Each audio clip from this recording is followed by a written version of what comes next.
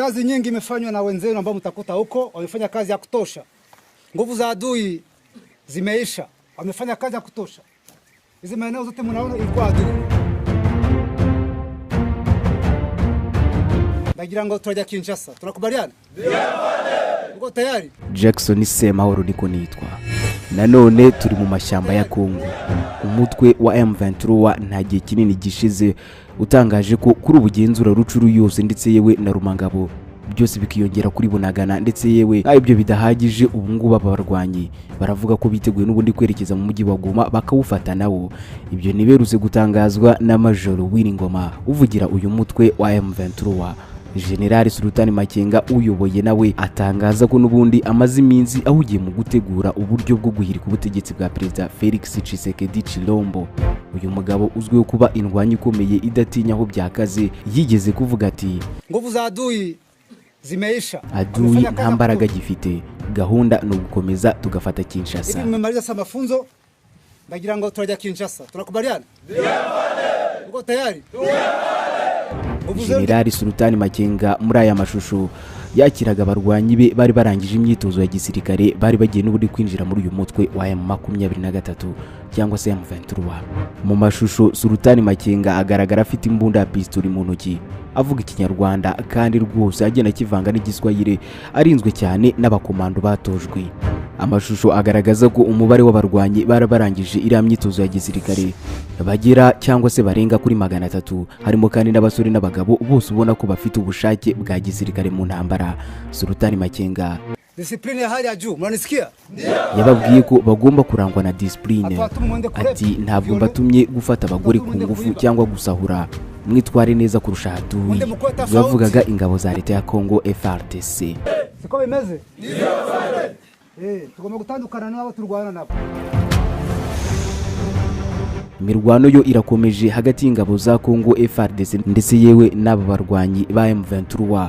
Abarwanyi leta ya Kinshasa ivuga ko bafashwa na leta ya Kigali, ibintu u Rwanda rwahakanye na n'ubu rugihakana ruvuga ko ntaho ruhuriye n'ibibazo bya Kongo. Sultani Makenga uyoboye uyu mutwe ntakozwa na gato ibyo guhagarika imirwano, kabone n'ubwo Perezida Kagame w'u Rwanda ndetse yewe na Felix Tshisekedi wa Kongo binyuze mu buhuza bwa Joao Lourenço wa Angola bemeranyije ko uyu mutwe ugomba guhagarika imirwano. Sultani Makenga umuhungu w'ishyamba, umwana w'intambara, yamaze gushushanya neza ikarita y'ukuntu agiye gufata ubutegetsi bwa Kinshasa nyuma ya Rucuru, Goma n'iyitahiwe. Aramutse rero afashe umujyi wa Goma ukiyongera n'ubundi ku bindi bice M23 igenzura, uyu mutwe ngo waba uyobora abaturage bagira kuri 8,655 bose. Ndetse yewe ntiwibagirwe ko iki gice cyuzuye n'amabuye y'agaciro n'indi mitungo kamere itagira ingano. Uri kuri Red Blue JD. Muri iki kiganiro reka turebere hamwe isura y'imirwano ahangaha mu burasirazuba bwa Kongo. M23 na FARDC bikomeje guhangana. Gahunda yaguye ya Sultani Makenga niyo gufata ubutegetsi bwa Kinshasa binyuze mu mirwano karundura. Ese birashoboka ko M23 yafata ubutegetsi ikigarura Kinshasa?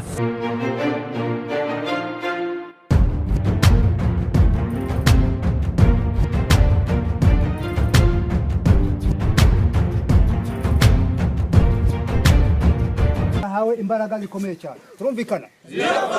Sa nimugende ujye gukora itandukanye n'ibyo wakekamo. Ni Sultani Makenga akunda kubwira abarwanyi be ko bagomba kurangwa na discipline. Ati ntabwo mbatumye gufata ku ngufu cyangwa se gusahura, mwitware neza kurusha adui. Askari! Hate! Busanzwe Sultani Makenga ni umusirikare w'inararibonye mu ntambara za kinyeshyamba. Yaramaze igihe kinini atagaragara ku buryo n'ubundi byagize naho guverinoma ya Kongo Kinshasa ivuga ko yaba yararasiwe n'ubundi mu mirwano yabereye Bunagana. Major Wiringoma ni umuvugizi w'uyu mutwe wa M23, niwe ukunze n'ubundi kugaragara avuga uko ibintu byifashe ku rugamba. Abitangaza abinyujije ku mbuga nkoranyambaga ndetse no mu bitangazamakuru bitandukanye, akahavugira uko intambara yifashe. Aherutse kuvuga ko uyu mutwe wa M23 ubu ngubu ugenzura Rucuru yose ndetse yewe na Rumangabo ahangaha muri RDC, ndetse ko ubu ngubu uyu mutwe witeguye kwerekeza mu mujyi wa Goma nawo bakawigarurira. Gusa igisirikare cya Kongo nacyo cyatangaje ko ibyo ngibyo ari ibinyoma. FARDC ikavuga ko ariyo n'ubundi igenzura Rucuru yose. hari kuwa gatandatu tariki 9 uku kwezi kwa karindwi nibwo umuvugizi wa M23 Major Wiringoma yinyabije kuri Twitter ye maze abanza gutangaza ati bwije neza mu duce M23 irimo kuva Bunagana ukagera Rumangabo iriwa amahoro kuba hatuye bose. Uyu munsi yari isabato habayeho kuruhuka, umutekano ni wose ku baturage. Nyuma yaho kandi uyu mugabo yasangije ubutumwa abamukurikira bugira buti dukurikije abaduha amakuru bari ku rugamba uretse na Bunagana, Rumangabo n'akarere kose ka Rucuru biragenzurwa na M23. Uyu mutwe uvuga ko utiteguye ariko guhagarika intambara kugeza igihe leta ya Kongo izemera n'ubundi kujya ku meza y'ibiganiro maze bakaganira bagashyira mu bikorwa ibyo bemeranyije. Ni intambara ikomeye ihuje uyu mutwe wa M23 ndetse n'igisirikare cya Kongo FARDC. Gusa haje no kwinjiramo imitwe irwanya leta y'u Rwanda yahawe inshingano zikomeye. Ahangaha twavuga nka FDLR ya General Omega, aho batayo ya Jericho ikambitse ahitwa Burayi yahawe inshingano, naho batayo yitwa Clap ikaba n'ubundi yarahawe kurinda Kibumba, mu gihe kandi batayo yitwa Sinayi irinze ikigo cya gisirikare cya Rumangabo. Umutwe wa FPP abajyarugamba wahawe kurinda ibice bya Busanza ndetse n'umupaka wa Ishasha ufatanyije na Rudurunana ya Generali Ntikina Faustin. Muri iki gihe kandi umutwe wa Clap ya Rudurunana ikambitse ahitwa Kitagoma, ukaba kandi ukuriwe na Koloneli Bushegeri.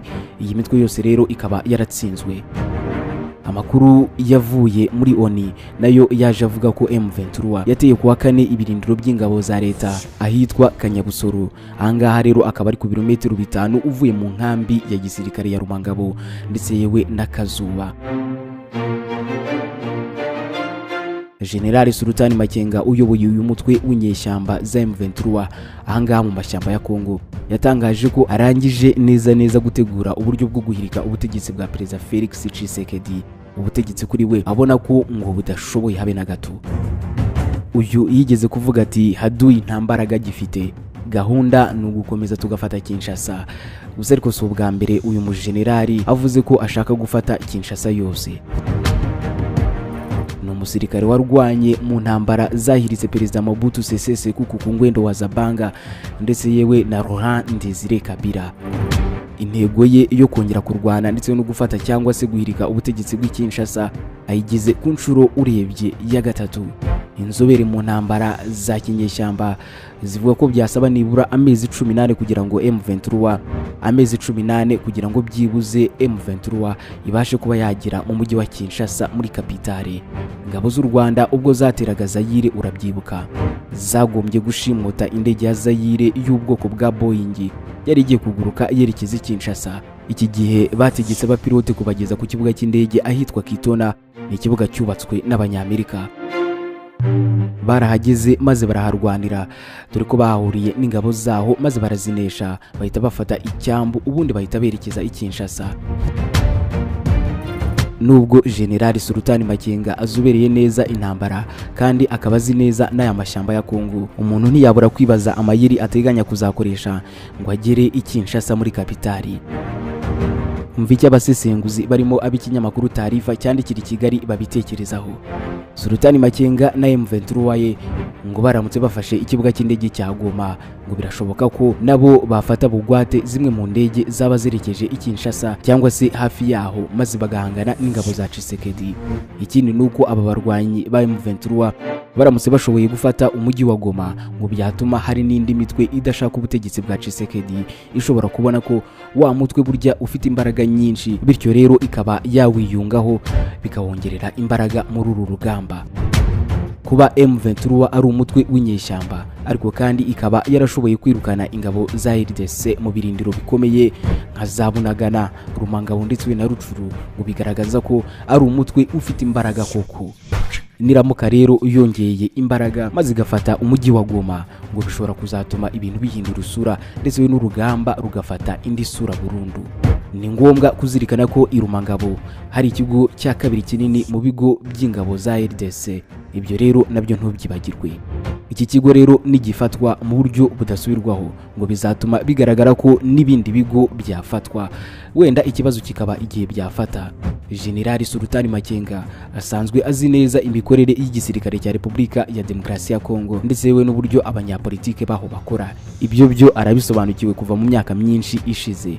Indi turufu rero Sultani Makenga azaba afite ku meza ndetse yewe inashobora no kumufasha muri byinshi, nuko ahantu yigaruriye ari ahantu hanini cyane kandi hakaba hari n'umutungo kamere utari mukeya. Abakora imibare bavuga ko igice Sultani Makenga amaze kwigarurira ngo kiruta u Rwanda ndetse n'igihugu cy'u Burundi byose ubihuje bikaba igihugu kimwe. Aramutse kandi rero ngo yigaruriye umujyi wa Goma ngo yaba ayobora abaturage bagera kuri 8,655,000 bose. Ku rundi ruhande ariko bisanzwe bizwi ko muri Repubulika ya Demokarasi ya Kongo ari iwabo w'amabuye y'agaciro menshi cyane ndetse n'undi mutungo kamere ukomeye ku isi. Ibi rero bituma ibihugu bikomeye ku isi ndetse n'ibigo bikomeye by'ubucuruzi bihora bihanze amaso kandi biharanira ko byasahurira mu nduru ihamaze iminsi muri iki gihugu. Ibigo by'Abashinwa, iby'Abanyamerika, Ababiligi, Abafaransa ndetse n'ibindi bihugu bikorera ahangaha ubucukuzi bw'amabuye y'agaciro. Byose rero bigakorwa binyuze mu gukoresha imitwe y'abarwanyi igomba kugira uruhare runaka mu kurinda ibirombe byabo, nayo igahabwa intwaro, ibiribwa ndetse n'imiti. Birashoboka rero ko iyi ari nimwe mu mpamvu n'ubundi zituma muri kariya gace hari imitwe y'abarwanyi irenga 100 yose ijagata muri iki gihugu. Gukorana rero n'iyi mitwe nibyo byorohera ibihugu bishaka gucukura amabuye y'agaciro ndetse n'indi mitungo, kuko guverinoma y'Kinshasa yo itahagenzura ku buryo bweruye. Hagati aho rero ku munsi wo kwa kabiri tariki ya 12 Nyakanga 2022 i Rwanda muri Angola hari kubera inama ya komisiyo yo kurebera hamwe aho ibyo kwirukana FDLR ndetse yewe n'indi mitwe ikorera hanga mu Burasirazuba bwa Kongo bigeze. Mu kiganiro Perezida Kagame aherutse guha France 24 yavuze ko ngo ntawe ukwiye kuvuga ko u Rwanda ruri mu bibazo bireba abaturage ba DRC. Araho yagize ati M23 si Abanyarwanda, ibibazo byabo si by'Abanyarwanda. Ati ni gute rero ibintu bireba abaturage ba Kongo bihinduka ikibazo cy'Abanyarwanda? Ashyiraho n'akabazo. U Rwanda rero rwemeza ko ibiri kubera muri Repubulika ya Demokarasi ya Kongo ari ibibazo rwaganiriyeho n'abayobozi ba kiriya gihugu barimo Tshisekedi ubwe. Ngo ni kenshi u Rwanda rwabwiye ubutegetsi bwa Kinshasa ko ibibazo biri mu Burasirazuba bwa DRC bireba abaturage bayo kandi ko kuba bimaze igihe bidakemurwa ari ikibazo kigomba n'ubundi kureberwa ahandi hatari mu Rwanda. Ngayo nguko nuko byifashe. Imirwano irakomeje kandi ikomeje gufata indi sura aho ngaho mu Burasirazuba bwa Kongo. Gereka nsorezaho ubundi bashimire mwe mwese mukunda ibiganiro byacu.